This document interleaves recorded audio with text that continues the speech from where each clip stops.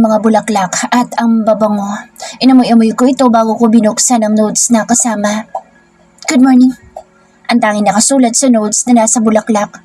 Iniisip ko tuloy kung sino ba ang nagpadala sa akin. Wala naman kasi akong kilala na posibleng magpadala sa akin.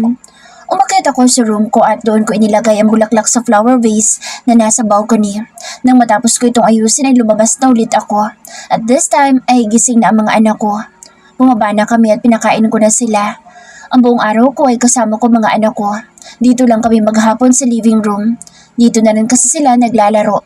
Sakto 5:00 ng hapon ay dumating si Xavier. May dala siyang laruan para sa mga anak niya. May dala din siyang dessert. Tahimik lang ako nakatingin sa kanila.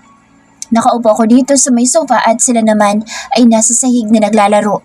Tumayo na ako, tinayaan ko na lang sila. Pumasok ako sa kusina para maghanap ng pwede kong lutuin. Habang naghahanap ako ay naramdaman ko sa likuran ko si Xavier. Akala ko kung ano ang gagawin niya. Kukuha lang pala siya ng tubig. Kinabahan pa ako kahit na alam ko naman na walang dahilan. Ako na magluluto ng dinner. Anya sa akin. Ako na, wala naman akong ginagawa.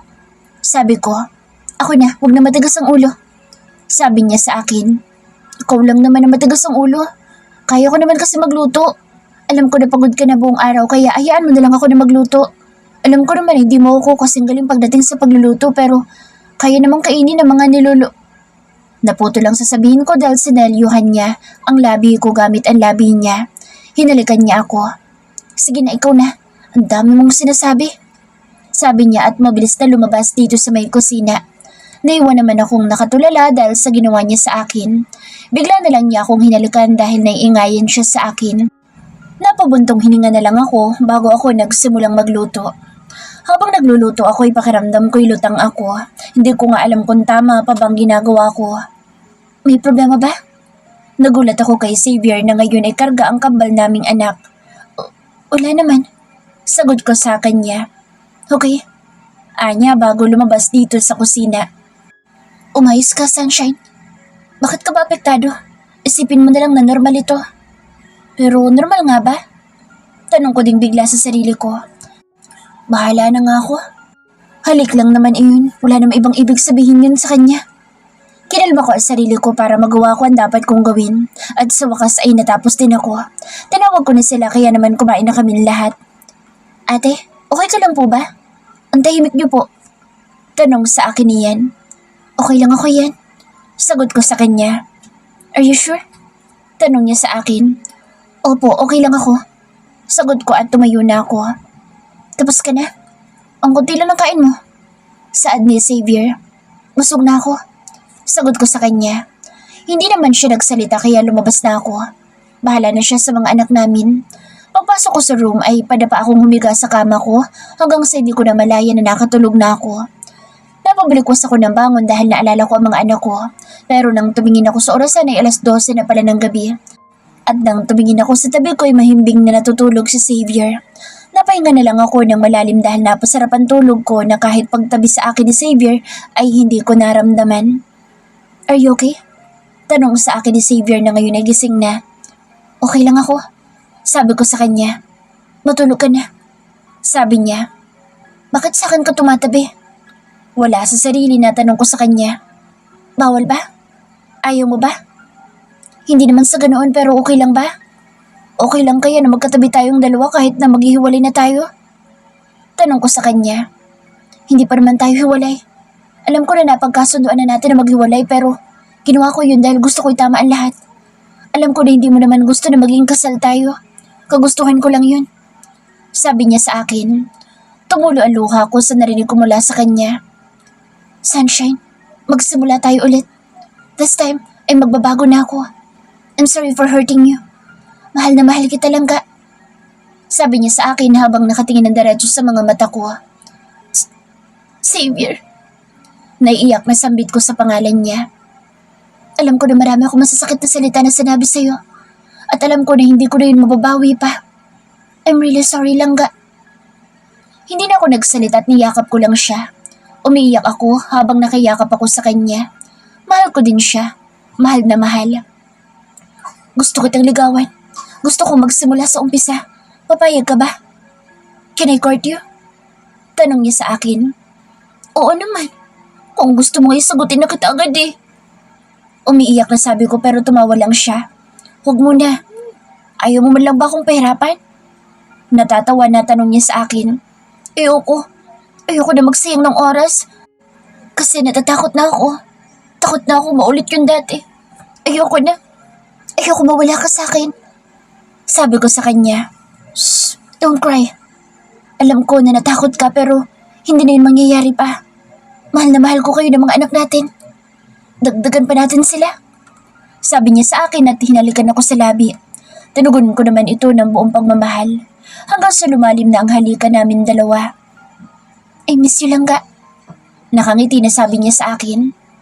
I miss you too, Langga. Napangiti ako dahil parang ang lambing ng endearment niya sa akin. Lumalim ang halika namin pero huminto rin kaming dalawa dahil parang hindi na ako makahinga.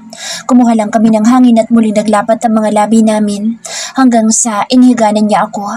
Nagkatitigan kami at kitang-kita ko ang saya sa mga mata niya. Matulog na tayo, Langga. Malambing na sabi sa akin ni Xavier. Hindi na ako inaantok. Sagot ko sa kanya. Bakit? Hindi ko alam. Sagot ko sa kanya. May gusto ka bang gawin? Tanong niya sa akin habang nakatingin pa rin ng diretso sa mga mata ko. Wala rin. Mabilis na sagot ko sa kanya. Matulog na tayo dahil inaantok pa ako. May trabaho pa ako bukas. Sabi niya sa akin. Sige lang po, matulog ka lang. Gusto mo bang uminom na lang tayo? Biglang tanong niya sa akin. Xavier. Nauutal na sambit ko sa pangalan niya. Yes, Langga. Huwag na, matulog na lang pala tayo. Sabi ko sa kanya, ayokong uminom dahil baka ano pa ang gawin ko, lalo na ngayon na miss ko siya. May sugat pa ako at kahit pa magaling na ito ay hindi pa rin pwede. Ayoko namang maging green-minded pero may nararamdaman kasi ako na bukol mula sa ano niya.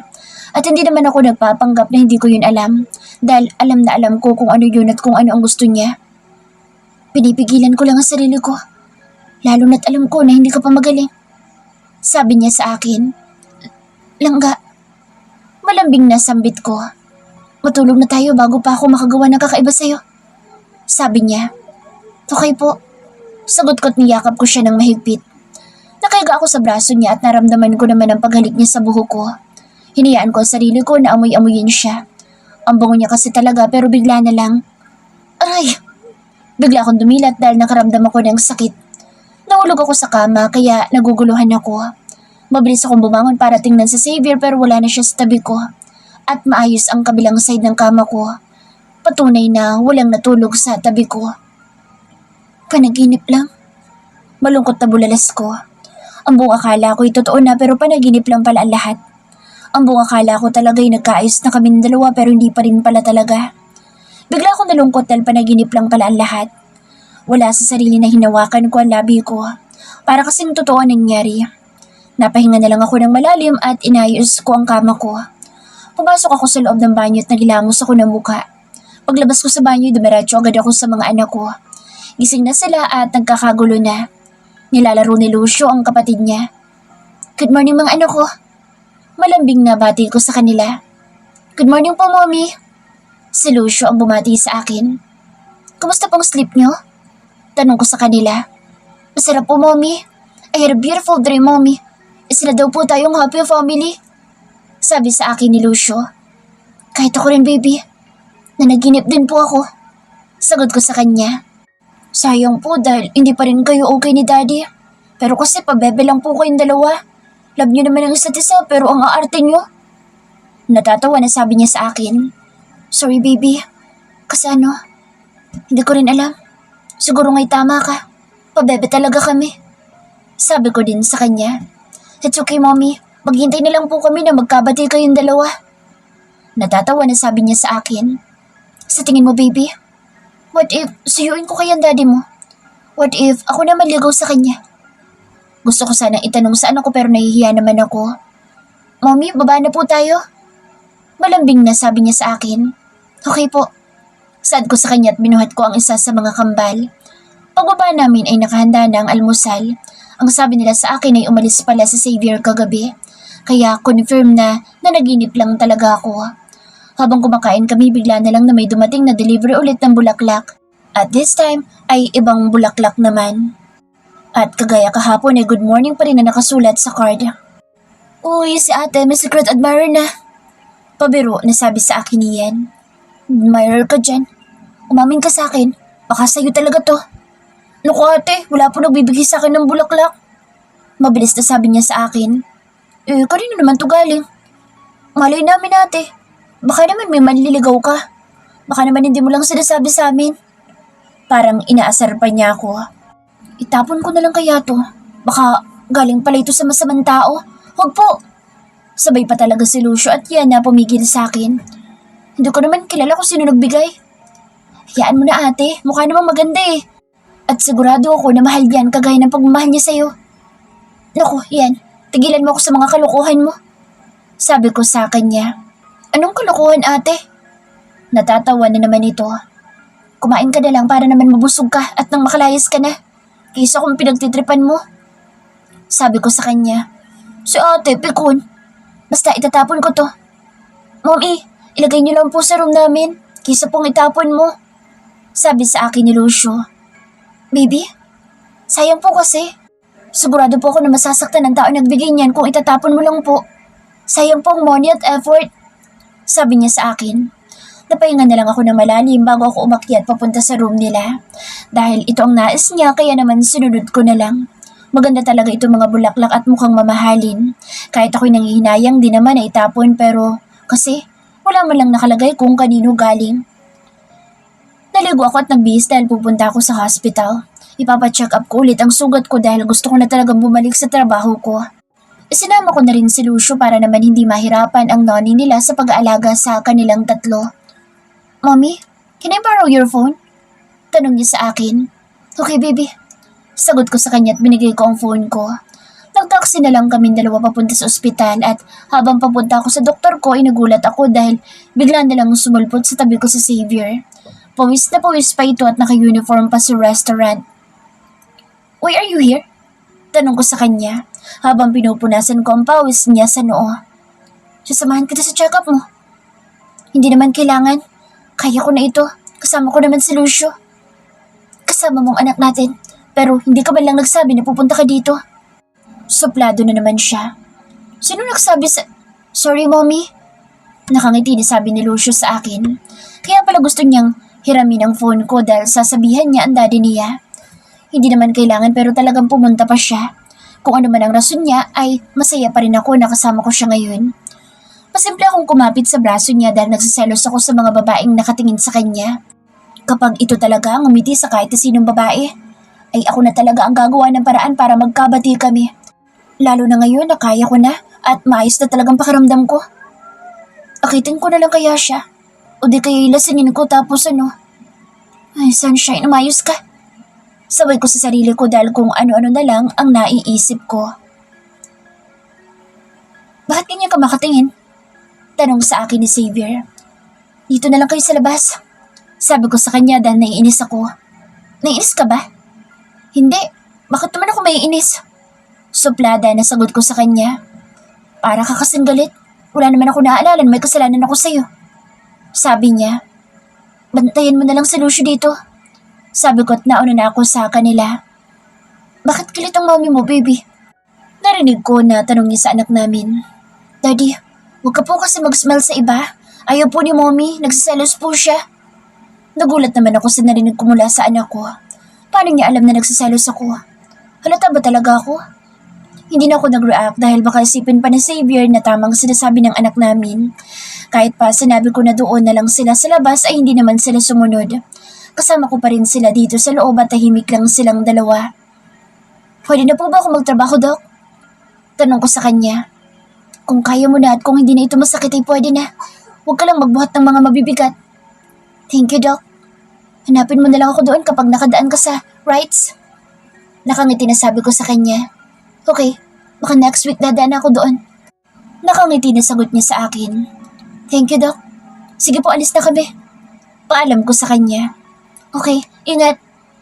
Ang ganda pa naman ng ngiti ni Doc tapos nagulat ako sa biglang paghihila sa akin ni Xavier palabas sa office ni Doc. Pakiramdam ko'y matatanggal ang kamay ko sa lakas ng paghila niya sa akin. Sa harap pa talaga ng anak natin? Paano kung hindi ako dumating? Naiinis na tanong niya sa akin. Bakit ka magalit? Wala naman akong ginagawa. Kung nga itong panaytingin sa mga babae na nakakasalubong natin, ngumingiti ka pa. Naiinis na sabi ko sa kanya. So, tama ang anak natin? Nagsiselos ka nga? Parang natutuwa na sabi niya. Ano naman kung oo? Hindi ko na napigilan ang sarili ko sa sobrang inis ko. Talaga? Parang natutuwa pa na tanong niya sa akin. Sige na, umalis ka na at uuwi na kami ni Lucio. Ihatid ko na kayo. Sabi niya at hinawakan niya ang kamay ko. Gusto ko sanang alisin pero ang higpit ng hawak niya na para bang ayaw na niyang bitawan ang kamay ko. Tahimik na lang akong nagpatangay sa kanya. Inalalayan niya ako sumakay sa kotse. Si Lucio naman ay malawak ang ngiti ngayon. Uy, si Mommy, nagsiselos. Pangaasar niya sa akin. Baby, masama ang pakiramdam ko kaya huwag mo kong aasarin. Sabi ko sa kanya. Mommy, you're lying. Ayaw mo lang kasing aminin ng totoo. Anong totoo, baby? Tanong ni Xavier sa anak namin. Love ka daw po ni Mommy. Natatawa na sagot ni Lucio sa ama. Love ko din naman siya, baby. Natatawa na sabi ni Xavier. Pakiramdam ko'y pulang-pula na ang mukha ko dahil sa biro nila. Hindi ako umimik at tahimik lang ako nakatingin sa labas. Gusto kong lumubog sa kinaupan ko ngayon. Hindi na talaga ako natutuwa sa kanila. Hindi pa kami dumiretso sa bahay dahil dumaan pa kami sa rights. Ayaw mo bang bumaba? Tanong niya sa akin. Dito na lang ako. Hindi pa naman tayo uuwi. Doon ka na lang sa loob ng office ko. Sabi niya sa akin. Okay lang ako dito. Okay, ikaw bahala. Sabi niya sa akin at sinara niya ang pinto ng kotse. Ako naman ay naiwan na dito. Nakakainis lang dahil hindi man lang niya sinabi na dadaan pa kami dito tapos hindi pa kami agad uuwi. Sana'y nauna na lang ako sa kanila. Dahil sa naiinip ako'y lumabas na ako sa kotse niya at pumasok sa loob ng rights. Bago na mga staff niya, wala na ang dati kong mga kasama. Sa totoo lang nag-aalangan pa nga ako kanina dahil hanggang ngayon ay nahihiya pa rin ako. Anong nangyari sa akin dito ang isa sa nakakahiya na pangyayari sa buhay ko. Ngumiti ako dahil nakangiti sa akin ang ibang staff niya. Excuse me, si Xavier? Tanong ko sa isang babae. Nasa kitchen po. Sagot sa akin ng isang staff. Pwede ba akong pumasok doon? May sasabihin lang ako sa kanya. Sorry po ma'am pero bawal po. Sagot niya sa akin. Pwede mo ba siyang tawagin para sa akin? Ano pong name ninyo ma'am? Sunshine. Sunshine, right. Sagot ko sa kanya. Right po? Kayo po ang asawa ni Chef? Gulat na tanong niya sa akin. Oo. Kinakabahan na sagot ko sa kanya. Tatawagin ko lang po siya.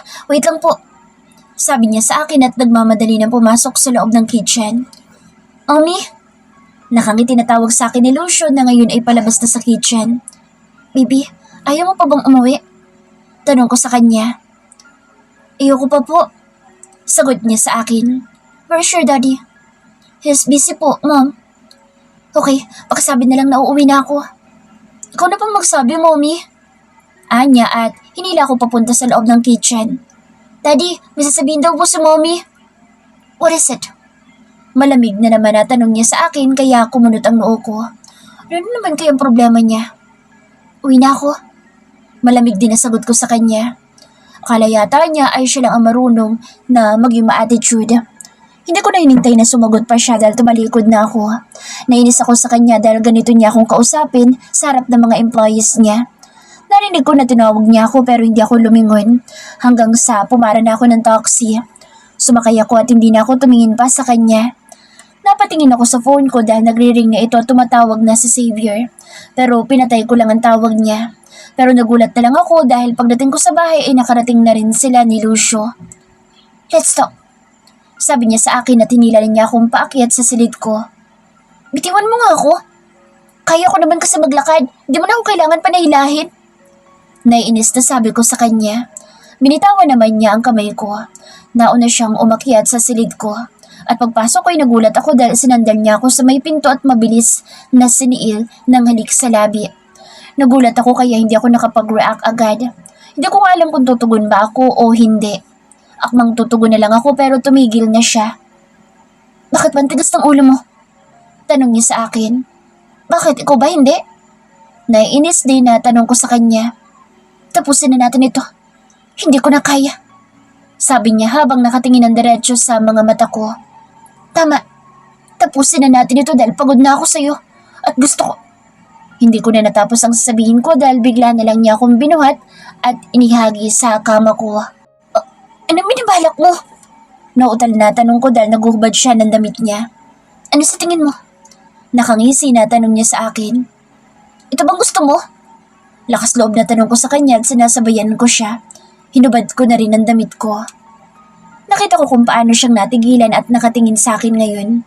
Itong gusto niya, ibibigay ko na. Magpapakipot mo ba ako? Buisit siya. Ang suplado pa niya sa akin kanina. Minsan talaga hindi ko alam kung may saltik ba siya dahil paiba-iba ang mood niya. Sisiguraduhin ko na pagkatapos nito, susunod ka na sa akin. Sabi pa niya sa akin. Mahal kita. Tanging nasabi ko sa kanya. Biglang nagbago ang emosyon na nakikita ko sa mga mata niya. What did you say? Kunot noon na tanong niya sa akin. Mahal kita. Pag-uulit ko sa sinabi ko. You're lying. Sabi niya. No, I'm not. Ang sabi mo, pinagsisisihan mo na minahal mo ko. Kung ginagawa mo lang ito para sa mga anak natin, ay mas mabuti na wag mo nang sabihin ang salita na iyan. Nakita ko ang sakit sa mga mata niya. Mahal kita, Xavier. Alam ko na may mga nasabi din ako sa'yo dahil nabulag ako sa galit ko sa'yo. At inakala ko na si Angelo na ang mahal ko. Pero noong akala ko ipatay ka na, doon naging malinaw sa akin na mahal kita. Na hindi talaga nawala ang pagmamahal ko sa'yo. Alam ko na hindi ka panipaniwala pero mahal kita. Mahal kita at wala nang iba. Wala nang iba, kundi ikaw lang. Umiiyak na ako ngayon. Bigla akong nahiya sa sarili ko kaya naman inabot ko ang damit ko para isuot ulit.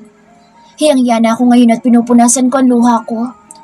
Ayaw naman niyang maniwala sa akin kaya bakit ko pa ito gagawin? Handa pa naman na akong ibigay ulit ang sarili ko sa kanya pero mukhang hindi naman kami magkakaayos. Lumabas ka na. Sabi ko sa kanya. Ayoko.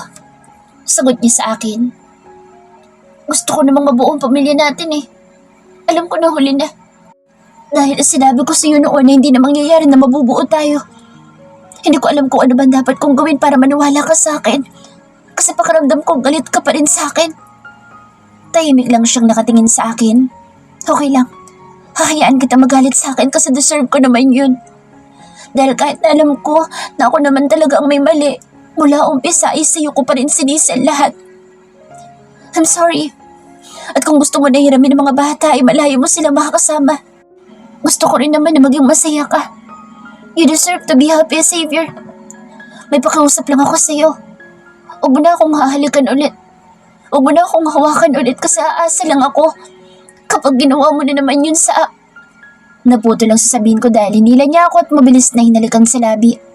Kaya naman bumuhos ang luha ko sa ginawa niya. Mabilis ko itong tinugon at mas lumalim pa ito.